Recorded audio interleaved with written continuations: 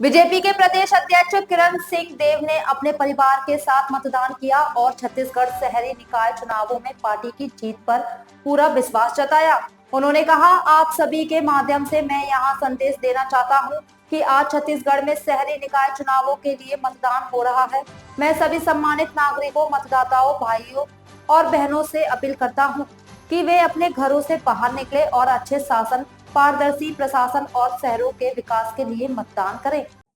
मैं आप सभी के माध्यम से पूरे छत्तीसगढ़ में नगरीय निकाय चुनाव को आज मतदान का तिथि है।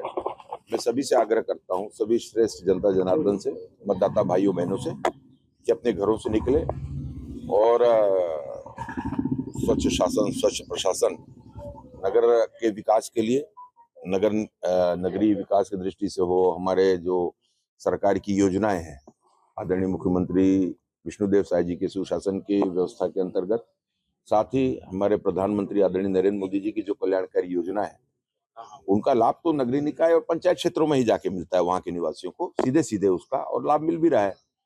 और मतदान में अपनी सहभागिता सुनिश्चित करें और बेखौफ मतदान करें। नहीं, हम तो 10 में 10 की बात करते हैं। पिछले लोकसभा चुनाव में भी मैंने कहा था इस बात को कि लोकसभा में हम और लगभग सारी 11 की 11 सीटों पर विजय प्राप्त करेंगे।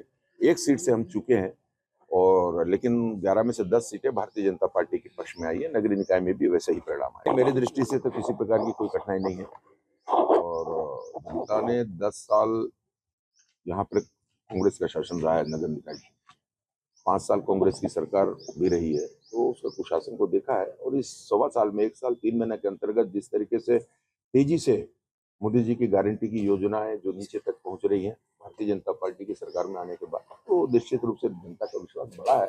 विष्णुदेव साय जी का सुशासन की व्यवस्था के अंतर्गत बहुत सारी कल्याणकारी योजना है, उसका लाभ निश्चित रूप से जनता को मिल रहा है। और जनता तो ये देखती है कि विकास सबसे बड़ा विषय रहता है, विकास, डेवलपमेंट।